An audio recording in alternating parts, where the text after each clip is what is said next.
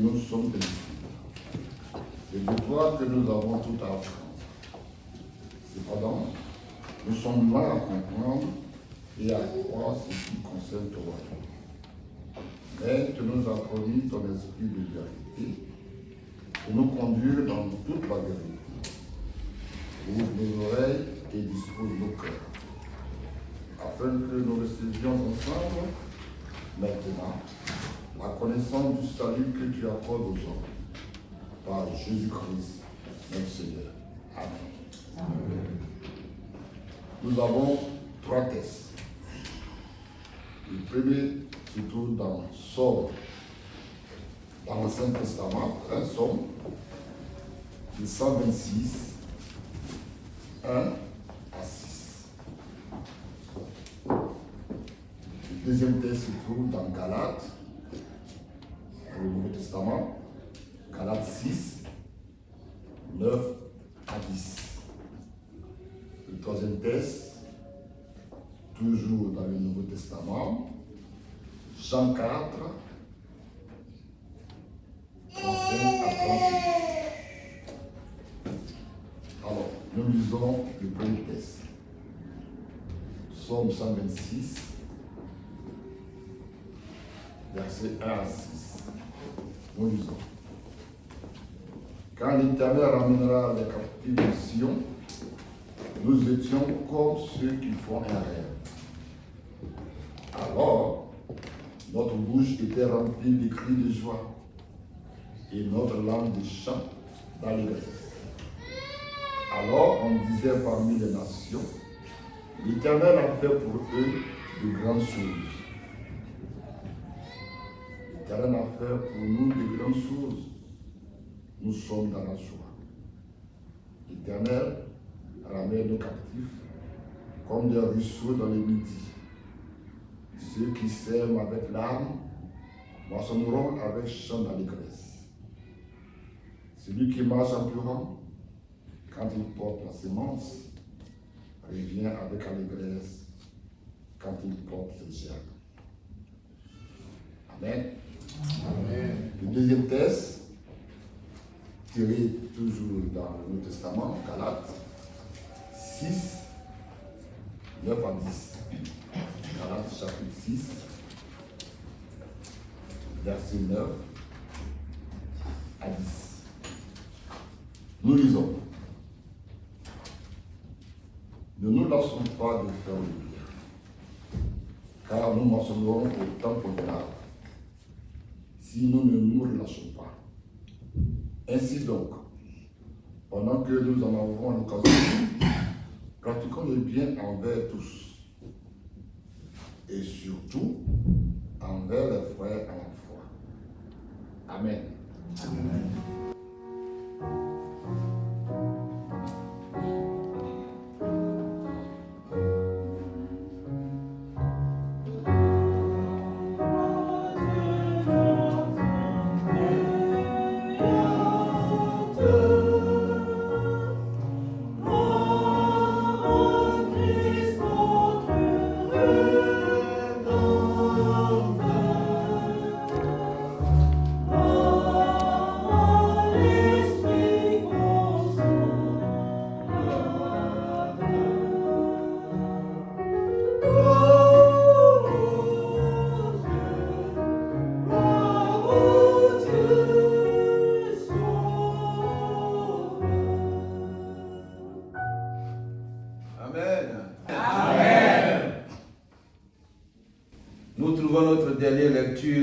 Dans le livre de Jean, chapitre 4, les versets 35 à 38. Jean 4, 35, 38. Et nous lisons. Ne dites-vous pas qu'il y a encore 4 mois jusqu'à la moisson? Voici, je vous le dis, levez les yeux et regardez les champs qui déjà blanchissent pour la moisson. Celui qui moissonne reçoit un salaire et amasse des fruits pour la vie éternelle, afin que celui qui sème et celui qui moissonne se réjouissent ensemble. Car, en ceci, ce qu'on dit est vrai. Autre est celui qui sème et autre est celui qui moissonne. Je vous ai envoyé moissonner ce que vous n'avez pas travaillé. D'autres ont travaillé et vous êtes entrés dans le travail. Seigneur, sanctifie-nous par ta parole et qu'elle nous guide au nom de Jésus-Christ. Amen.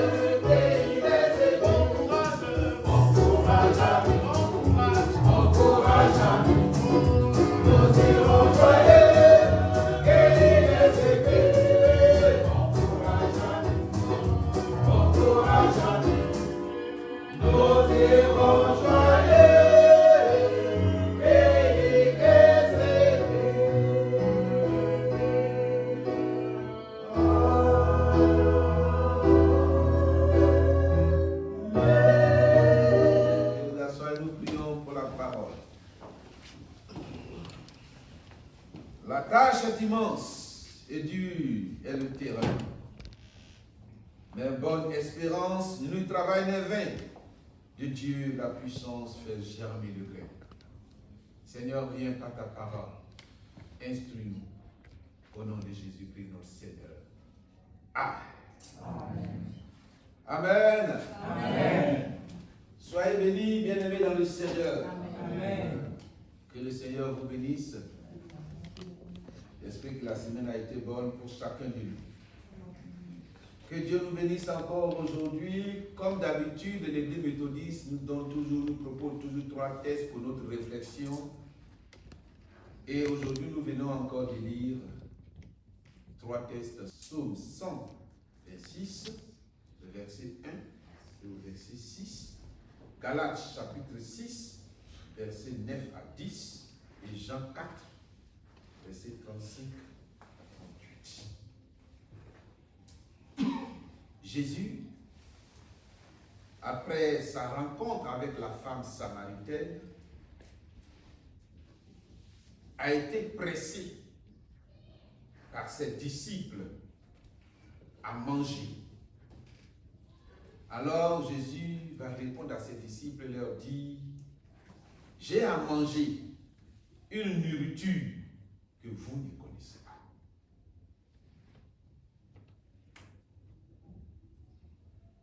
C'est quoi cette nourriture? Jésus leur dit: je dois faire la volonté de mon Père et accomplir son œuvre. Dans notre thème de ce jour, que celui qui sème et celui qui moissonne se réjouissent. Que celui qui sème et celui qui moissonne se réjouissent. Frères et sœurs dans le Seigneur, il est temps de faire l'œuvre de Dieu. Il est temps d'accomplir la volonté de Dieu. Il est temps maintenant d'accomplir l'œuvre de ton Père, ce pourquoi Dieu t'a appelé sur la terre.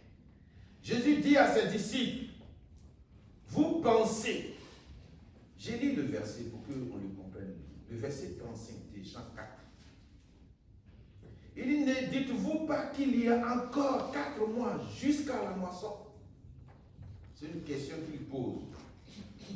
Voici, je vous le dis, levez les yeux et regardez les champs qui déjà blanchissent pour la moisson. Donc Jésus va dire à ses disciples: pensez-vous qu'il y a encore un temps pour la moisson? Parce qu'il leur pose ici la question de savoir: ne dites-vous pas qu'il y a encore 4 mois pour la moisson? Donc Jésus veut dire à ses disciples: vous pensez qu'il y a encore du temps pour moissonner? Non. Mais regardez vous-même, levez les yeux et regardez déjà la moisson blanchie. C'est ce qui veut dire qu'il n'y a plus de temps à perdre. Il n'y a plus de temps à perdre pour faire l'œuvre de Dieu. Il n'y a plus de temps à perdre pour avancer. Écoutez bien, je veux que vous nous comprenions ça, cette parole-là. Aujourd'hui, nous sommes 4, 5 ici déjà, 5 là-bas, 6 là-bas, ça fait déjà 11. Nous ici, ça fait déjà 13. Nous sommes 13 et plus notre maman, ça fait déjà 14 personnes âgées. Si ces 14 personnes-là, nous décidons à travailler pour Dieu, cette église-là, elle va doubler. Amen. Vous comprenez? Jésus dit: vous pensez, ne vous dites pas qu'il y a encore 4 mois jusqu'à la moisson. Donc les disciples pensent qu'il y a le temps encore pour eux pour travailler pour Dieu. Jésus leur dit: moi je suis venu pour faire la volonté de mon Père et accomplir sa volonté. Frères et sœurs dans le Seigneur, il n'y a plus de temps pour Dieu. Il n'y a plus de temps à perdre pour Dieu. On n'a plus de temps à perdre, Emmanuel. Et c'est la question que ce matin je vais poser à Emmanuel.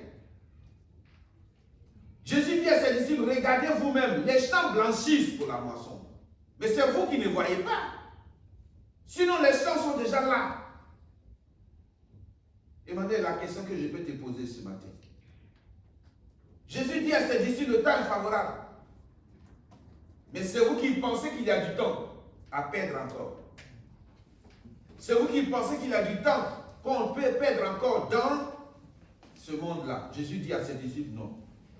La moisson blanchit. Le temps est favorable. Emmanuel, La question que je pose aujourd'hui, pensez-vous que vous avez encore du temps pour faire avancer cette communauté? Non, on a encore du temps. Non, on a encore du temps. Emmanuel, vous n'avez plus de temps. Moi, je vais vous presser par l'Esprit de Dieu. Vous n'avez plus de temps. Vous n'avez plus de temps. Emmanuel n'a plus de temps. C'est-à-dire la personne qui ne vient pas à l'église un dimanche, ça veut dire que c'est vraiment sérieux, quoi. Soit tu es au boulot, ou soit quelque part, tu as quelque chose de sérieux qui t'a permis de ne pas venir à l'église. Ça peut se comprendre. Mais prendre un dimanche par plaisir et rester à la maison, c'est plus ce temps-là. Je vais booster Emmanuel maintenant. J'ai pris la décision, moi-même dans mon fort intérieur, de booster Emmanuel. Il n'y a plus de temps. C'est-à-dire la récréation est terminée, quoi. Ne tenez pas compte des ngounkou, ne tenez pas compte de tout ce qui se passe. Nous, on s'en fout de ça. Ce que nous cherchons, c'est d'avancer avec le Seigneur. Emmanuel, le temps, on n'a plus le temps, c'est fini. Le temps pour faire avancer l'œuvre de Dieu est arrivé. Non, c'est maintenant que chacun doit s'y mettre. À l'instant où nous sommes là, c'est maintenant chacun doit s'y mettre. Doit mettre la main dans la pâte pour que l'église grandisse. Doit mettre la main dans la pâte pour qu'on puisse évoluer. C'est maintenant. C'est plus demain. C'est plus après-demain. C'est pas pour dire qu'on va attendre encore. Non, il faut qu'on attende. On n'attend plus rien. Laissez les gens régler leurs problèmes. Vous, avancez avec Dieu. Amen. Amen. Si vous voulez laisser les gens dans leurs problèmes, vous serez aussi des problèmes. Laissez les gens régler leurs problèmes. Vous, avancez avec le Seigneur. On n'a plus de temps. On n'a plus de temps à perdre. Le moment où nous sommes là, c'est pour avancer avec Dieu. La question que je pose à Emmanuel, jusqu'à quand Emmanuel peut attendre encore pour faire grandir cette église? 5 ans déjà. 5 ans déjà. Et c'est comme si on tourne en rond. C'est comme si on t'attend. 5 ans déjà. En 5 ans, ces sièges devaient être remplis. Par-ci, par-là. Dieu n'a même plus encore de place. On devait chercher à déménager d'ici. Mais là, nous sommes en train de tourner en rond. Le temps n'est plus à l'amusement. Le temps n'est plus en train de jouer. Quand tu serais chez toi, réfléchis. Comment faire pour faire évoluer Emmanuel? Qu'est-ce que je peux apporter? Qu'est-ce que je peux faire pour que l'église grandisse? C'est ça qui doit être la réflexion de chacun de nous. La question que je pose dans ce jour, qu'est-ce qu'il faut encore, Emmanuel? Quel temps vous avez encore pour faire de cette église une référence parmi les églises? Pensez-vous qu'il y a encore du temps pour que cette église soit une référence? Elle est capable d'être une référence. Mais c'est parce que les membres peut-être d'Emmanuel eux-mêmes ne veulent pas faire de cette église une référence. Qu'est-ce que nous attendons, Emmanuel? Je me pose la question. Vous avez tout. Vous avez tout. Tout pour grandir. Mais qu'est-ce qui nous retient? Ou bien qu'est-ce qui retient la communauté? Moi, je veux savoir. Emmanuel a tout. Vous êtes heureux, vous êtes gentil, vous êtes aimable, vous êtes amour. Il y a quoi? Gloire à Jésus. Amen. Faut-il encore entendre? Qu'est-ce qu'on doit encore entendre pour faire découvrir cette communauté? Les PL, vous allez nous faciliter la tâche. Parce qu'il faut que cette église ait maintenant une vue. Le terme est bien stipulé. Celui qui sème et celui qui moissonne, les deux se réjouiront. Qu'est-ce que nous attendons pour amener cette église dans une autre dimension? Car le semeur et le moissonneur, les deux vont se réjouir. Je veux savoir ce matin, combien de moissonneurs, combien de semeurs y a-t-il dans cette communauté? Parce que ce message, je le fais sur 2 volets. sur un volet évangélisation et sur un volet financier. Il y a combien de semeurs? Parce qu'on dit le semeur, celui qui sème et celui qui moissonne, les deux se réjouiront. Ça veut dire qu'il faut un semeur avant qu'il y ait un moissonneur. Donc toi et moi, nous sommes des semeurs. Combien de membres, combien d'âmes tu as gagné pour l'église? La semence dont on parle d'abord là, c'est ça. La semence financière vient après. Mais la première semence, c'est-à-dire toi tu te lèves le matin, je vais à l'église. Pourtant tu as ton frère, tu as ton ami, tu as tes copains avec qui tu bois bien du vin. Ils sont assis quelque part sans que tu ne leur dises allons à l'église. Tu as ta copine, tu as ta soeur, sans que tu ne leur dises allons à l'église. C'est ça la semence. Et quand tu vas faire venir ce don au Seigneur dans cette église, tu as commencé à s'aimer. Ça, c'est la première semence que tu fais. Parce que quand tu vois une personne, quand tu finis de s'aimer, et quand celui que toi tu as envoyé va découvrir Dieu et découvrir les merveilles du Seigneur, il va se trouver dans la joie. Mais toi aussi qui l'as envoyé là, tu te trouves aussi dans la joie parce que tu es content de voir quelqu'un qui était quelque part et tu l'as ramené, donc tu es dans la joie. Lui aussi il est dans la joie. Ça veut dire que toi le semeur et le moissonneur, vous deux vous réjouissez. Parce que tant qu'il n'y a pas de semeur, il n'y aura pas de moissonneur. Il faut quelqu'un qui sème pour que quelqu'un vienne récolter. C'est pourquoi quand vous lisez bien le texte, le verset qui me plaît, on dit, je vous ai envoyé moissonner ce que vous n'avez pas travaillé. D'autres ont travaillé et vous êtes entrés dans leur travail. Ça veut dire que l'église n'appartient à personne. L'église n'appartient à personne. Quelqu'un qui se tape la poitrine, c'est moi, tu mens. C'est-à-dire, Dieu t'a envoyé pour travailler. Et puis il y a d'autres personnes qui vont venir travailler dans le travail que toi tu as fait. Cela ne veut pas dire que c'est pour toi. Les gens ne comprennent pas la parole de Dieu. Il faut comprendre la parole de Dieu. C'est pourquoi quand on vient à l'église, dès qu'on traverse le seuil de la porte, là, notre titre là, c'est dehors. On s'en fout de ça. Ici, là, c'est Jésus qui est roi. C'est ce qui doit être normalement dans l'église. Dès qu'on rentre ici, on oublie que nos titres, ici, là, c'est le Christ là qui est roi. C'est lui seul qui domine. Même si nous-mêmes qui nous arrêtons ici, là, nous devenons des enfants devant ce Dieu. Donc, c'est ça qui est le véritable problème. C'est moi j'ai fait ça, c'est moi j'ai fait ça, tu fais quoi même? Si Dieu t'a pas donné la force de le faire là, tu peux le faire, tu ne peux pas. Donc le travail que tu fais, ce n'est pas toi qui le fais, mais c'est Dieu qui le fait en toi. Donc quand tu amènes quelqu'un dans l'église, tu as fait une séance. Je vais vous faire un exercice pour le dimanche prochain. Moi je ne serai pas là. Je vais faire cet exercice-là. Il y a 2 dimanches même, je ne serai pas là. Dimanche prochain, le dimanche 23, je ne serai pas là. Je suis invité. Je ne serai pas là le dimanche. Le papa Emmanuel donc il sera avec. Mais pour vous dire, si tu cibles une personne, pour dire à la personne, à part de ce dimanche, tu sors d'ici et puis tu regardes quelqu'un, puis tu lui dis dimanche prochain, toi et moi on va à l'église. Tu vas lui parler de ce dimanche jusqu'au samedi prochain, il va te suivre. C'est ça l'évangélisation en fait. Tu vois une personne, regarde là où nous sommes assis là, imagine dans ton esprit que tu as une seule personne à évangéliser pour dimanche prochain. Et dès que tu sors, tu l'appelles, tu dis toi-même, tu fais quoi à la maison tous les dimanches? Dimanche prochain, toi et moi on va à l'église. Mardi, tu l'appelles, mercredi, tu l'appelles, jeudi, tu l'appelles, tu vas voir, un jour, il va se décider, ah frère, dans ton église, tu me fatigues, alors on va aujourd'hui.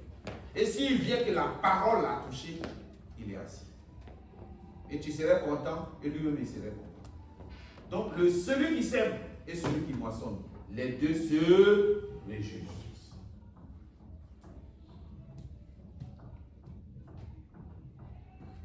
Alors, quel est le fruit de ta semence dans cette communauté? Le fruit de ta semence. Depuis que tu es là, quel est le fruit de ta semence? Attends, mais quand on est là, même, et puis les célébrations sont vides comme ça nous plaît. Attends, regardez derrière, la moisson blanchisse. Regardez derrière, regardez. Je vous dis, regardez. Regardez. La moisson blanchisse. Regardez vous-même, la moisson. Quel temps? Jésus dit, pensez-vous que vous avez encore 4 mois pour la moisson? Non, la moisson est déjà blanchie. Voilà les païens qui passent ici sur la rue. On peut s'arrêter là pour dire aux gens, nous sommes église méthodiste. On prie là. Voici des prospectus.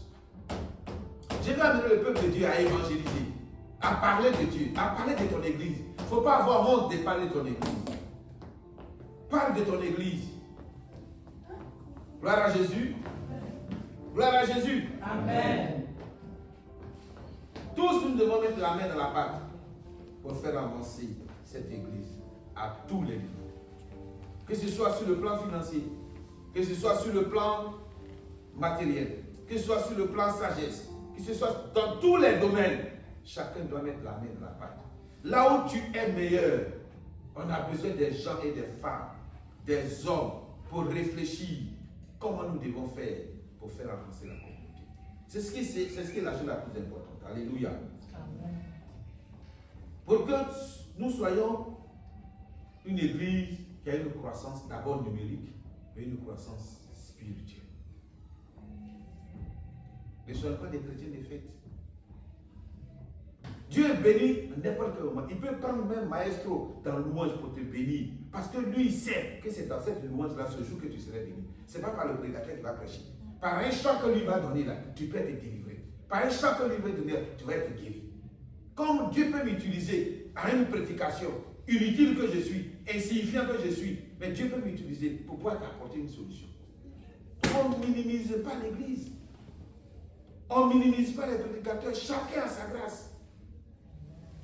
Chacun prêche ce que Dieu lui met à cœur. Mais Dieu peut l'utiliser pour faire quelque chose de bon. Gloire à Jésus. Aujourd'hui, je suis trop sur mon maestro, mais c'est une inspiration. Gloire à Jésus. Amen. Donc, il nous faut toujours des gens pour s'aimer. Il faut toujours des gens pour poser des fondements. Il faut toujours des gens pour travailler premier, pour poser des fondements. Il faut des gens toujours pour bâtir. Il faut des gens toujours. Oui, vous avez bâti. Mais nous, on vous rejoint. On vous rejoint. Vous avez bâti. Mais nous, on vous rejoint. Et nous allons ensemble nous réjouir. Voici le thème. Il y a des gens qui ont semé. Mais il y a des gens qui vont venir. Mais les gens qui étaient là. Et puis les gens qui viennent là. Tout le monde serait dans la joie. Gloire à Jésus. Amen. C'est pourquoi j'ai dit, le verset 38, ça me fait tellement de bien. L'église n'appartient à personne. L'église, ce n'est pas pour quelqu'un. Dieu t'a amené pour travailler. Et puis des gens viendront travailler dans ton travail. C'est ce que la Bible dit. Gloire à Jésus. Amen. Gloire à Jésus. Amen. Amen. Il faut qu'on comprenne ça. Tant qu'on n'a pas compris ça, on va tourner en rond dans l'église. Personne n'est membre, n'est propriétaire d'une église. C'est pourquoi j'ai dit, quand la Bible dit, si vous ne venez pas, les pierres crieront. Ça veut dire que même si tu t'en vas, il va susciter quelqu'un. Il s'en fout de ça. C'est pourquoi on ne prie pas quelqu'un pour l'œuvre de Dieu. Parce que quand tu viens à l'église, c'est pour sauver ton âme. Ce n'est pas pour sauver l'âme de quelqu'un. Donc on ne peut pas te prier, mais on te force. Je suis en train de vous forcer à aimer Dieu. Sinon, je suis en train de vous obliger. Gloire à Jésus. Amen. C'est vrai que tu as bâti, mais moi je suis venu. C'est le même jour. L'église là, ce n'est pas un club d'amis. Ne faites pas d'une communauté un club d'amis. On va venir, on est amis, on est entre nous amis, quand on se voit là. Non, l'église c'est pas ça. L'église c'est pas un club d'amis. L'église là, c'est un club des enfants de Dieu qui ont cru en Dieu. Baoulé, Adukuro, Didao, Yakubao, tous les membres là, Congolais, Sénégalais, Africains, tout le monde est dedans. L'église c'est pas un club d'amis. Hein. On ne vient pas à l'église. Je m'aille voir mon frère, à cause de mon frère, à cause de ma soeur. C'est pourquoi. Non, si tu fais ça, c'est que tu n'as jamais rien compris dans Dieu. que tu vas rien recevoir encore. Parce que tu viens à cause de quelqu'un, tu ne viens pas à cause de Dieu. Gloire à Jésus. Amen. L'église doit être une église qui donne envie de la fréquenter.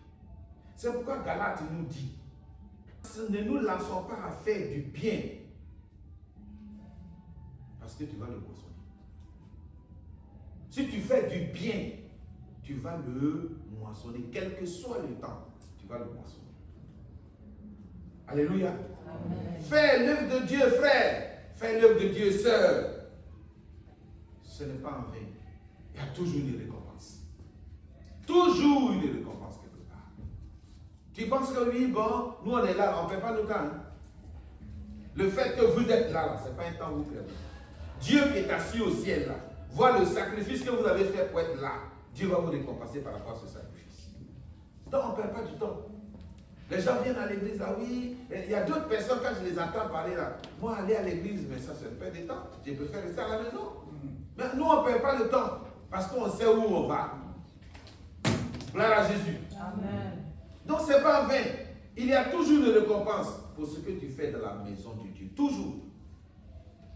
C'est pourquoi je vous exhorte d'être continuellement en présence de Dieu. D'être tout le temps devant la face du Seigneur. Prier, chanter. Même si tu ne peux pas prier longtemps, comme certaines personnes, continue de louer le Seigneur. Continue de louer ton Dieu. Et tu vas voir que dans la louange, Dieu peut te visiter. Alléluia. Amen. Le moment est encore long pour nous, pour changer encore l'histoire de cette église. Mais au moment où tu es assis là, la force, les moyens que Dieu te donne, il faut les mettre au service de l'église. La force que Dieu te donne, ton énergie là, mets ça au fond de l'église. Parce que quand tu serais sur un lit de l'hôpital là, tu vas savoir que oui, je ne peux pas soulever le pied. Mais quand tu soulevais le pied là, est-ce que tu savais qu'il y avait un créateur? Gloire à Jésus. Amen. Frères et sœurs dans le Seigneur, Paul va nous exhorter de mettre notre foi, tout ce que nous avons au service de Dieu, mais encore au service de ceux dans la foi. Galate dit, mets ton argent, mets tes biens au service de Dieu, mais au service de tes frères et sœurs. Vous voyez souvent, vous prenez l'argent, vous donnez aux païens. Et puis la maison de Dieu a des difficultés. Même vos habits. Il y a des gens qui viennent à l'église avec une chemise. Mais vous avez vos garde-robes là sont remplis. Mais vous ne pensez même pas à ceux-là. Et puis vous manquez de toujours dans la même robe, toujours dans la même chemise, toujours dans la même tout le temps. Mais la Bible dit de partager avec ceux qui sont dans la foi. Attention, mais quand vous voyez vos prédicateurs, par exemple, s'ils sont bien sapés, puis vous marchez avec eux, vous ne serez pas fiers. Hein? Quand vous voyez votre maestro comme ça, vous sortez avec lui, et puis vous partez à une chorale, et puis il est bien sapé, et puis on dit, ah, ça c'est notre maître de cœur. Mais vous êtes heureux de le présenter. Mais si ces chaussures-là sont bouffées à un côté, là, vous pouvez le présenter. Les gens le regardent marcher, et puis on voit que ces chaussures-là sont parties à un côté. Vous-même, vous aurez honte de présenter votre maître de cœur, même votre prédicateur. Gloire à Jésus. Donc, vous les partagez. La Bible dit, les frères dans la foi. N'ayez pas honte de pouvoir donner, de pouvoir soutenir. Quand tu vois que ton frère est en difficulté, donne-lui. Partage. C'est à cela que Dieu nous appelle. Gloire à Jésus. Et David maintenant va nous dire, dans le psaume 126, voyant les grandes choses que Dieu a fait pour lui, David, quand il était en captivité, quand le peuple d'Israël était en captivité, il a semé avec larmes, mais aujourd'hui, David va récolter avec la joie. Gloire à Jésus. C'est pourquoi nous allons lire, où j'ai dit j'allais vous enseigner. Prenez vos Bibles. Ecclésiaste chapitre 11, la page du verset 4. Vous voyez ce que David dit. David dit que celui qui sème avec l'âme, il revient toujours avec des chants d'allégresse. Cela veut dire quoi? Le verset 4 d'Ecclésiaste, on dit quoi? Celui qui observe le vent ne pourra jamais s'aimer. Et celui qui regarde les nuages ne moissonnera point. J'ai dit, quand tu regardes le vent, c'est quoi? Ah, mes 10 euros là, si je les donne là, j'ai mangé quoi après? Alléluia. C'est-à-dire, tu regardes tes 10 euros, tu regardes tes 50 euros, tu regardes ça, mais si je les donne, j'ai mangé quoi après? C'est tout ce qui me reste. Donc, celui qui observe le vent ne sèmera point. Tu ne peux pas s'aimer si tu regardes le vent. Tu ne peux pas aussi moissonner si tu regardes les nuages. Comme, c'est ce qui est important qui est pour moi là qui est là. Tout est important, mais celui-là, le verset 5, on dit comme tu ne sais pas quel est le chemin du vent, ni comment se forment les eaux dans le ventre de la femme enceinte, tu ne connais pas non plus les œuvres de Dieu qui fait tout. Ça, c'est l'offrande, l'offrande où on va. Parce que vous ne savez pas, l'enfant que mon frère porte à main là, vous ne savez pas, et nous ne savons pas, comment les os de cet enfant-là ont été formés dans le ventre de sa mère. Personne ne sait. De même, le matin, personne ne sait. De même, le matin, sème ta semence. Et le soir, ne laisse pas ta main se reposer, car tu ne sais point ce qui réussira. Ceci ou cela, ou c'est l'un ou c'est l'autre, sont également bons. On dit matin, sème ta semence. Le soir, sème ta semence. Parce que tu ne sais pas de quel. C'est pourquoi je vous disais tout à l'heure, vous ne savez pas comment et où Dieu passe pour bénir. Donc, il ne faut pas minimiser les cultes. Que ce soit des petits cultes, que ce soit des grands cultes, tu ne sais pas où Dieu veut passer. Ici, ça veut dire qu'il y a des gens qui calculent. Quand on dit observer, ça veut dire que tu es en train de calculer. Est-ce qu'il faut que je donne? Est-ce qu'il ne faut pas que je ne donne pas? Et puis il y a des gens qui sont là, ils débrouillent leurs amis. Ah, c'est toi qui as beaucoup, c'est ça, tu as écrit comme ça, tu veux investir.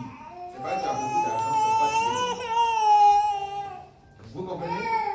Mais il faut faire en sorte pour que tu puisses donner. Il ne faut pas calculer. De la même manière que tu ne sais pas comment Dieu forme dans le ventre de la femme un enfant, les os d'un enfant, c'est comme ça que tu ne sauras pas ce que Dieu va utiliser pour te bénir. C'est comme ça que tu ne sauras pas quelle offrande que tu as donnée. Peut-être c'est l'offrande d'aujourd'hui là, que tu as donnée là. C'est ça que Dieu va prendre pour te bénir, tu ne sais pas. Parce que tu ne sais pas comment Dieu forme dans le ventre d'une femme, les os. Donc il ne faut pas minimiser les moments. La Bible dit, dès le matin, sème ta semence. Sème ta semence. Le soir, ne laisse pas ta main se reposer, car tu ne sais point ce qui réussira. Laquelle des semences que tu vas donner, que Dieu va utiliser pour te bénir, toi tu ne sais pas. Donc plus on amène des âmes, mais plus Dieu nous permet de pouvoir investir dans sa maison. Donc il ne faut pas calculer. Donne à Dieu pour être en joie. Vous savez, une offrande que tu fais au Seigneur, c'est provoquer ta bénédiction. Donner à Dieu, c'est provoquer une bénédiction. Quand tu donnes au Seigneur, vous savez, on va prier pour toi. Il y a des situations dans lesquelles on prie pour toi, on fait ta délivrance, on fait tout, et puis rien ne marche. La seule chose que Dieu a besoin, c'est l'offrande. Dès que tu poses l'offrande, la situation se décante. Donc il y a des situations dans lesquelles on a besoin de pouvoir donner au Seigneur. Gloire à Jésus. Je voudrais ce matin, frères et sœurs, nous exhorter à pouvoir s'aimer dans la maison de Dieu. Pour que nous puissions être heureux, mais être heureux avec ceux qui moissonnent aussi. Commençons à évangéliser, commençons à parler de notre communauté, commençons à donner pour la gloire de Dieu. Ne cessons pas de donner. N'observons pas le vent. Ne regardons pas les nuages. Ne regardons pas les difficultés. Ne regardons pas les situations qui peuvent nous permettre, ah oui, moi je dois payer ma maison. Non, je n'ai pas encore fait ceci. Non, je n'ai pas encore payé mon ordonnance. Non, je n'ai pas encore... Non, cela c'est observer le vent. Tu regardes les nuages. Mais la Bible dit non, celui qui calcule là, Dieu ne peut pas calculer. Dieu va calculer avec toi. Quand tu calcules avec Dieu, Dieu calcule avec toi. Ce n'est pas le moment, frère. Ce n'est pas le moment, sœur, d'attendre encore pour faire avancer notre communauté. Que le Seigneur nous bénisse. Que la grâce de Dieu nous accompagne. Et que Dieu nous aide à avancer au nom du Seigneur Jésus-Christ. Dis Amen très fort.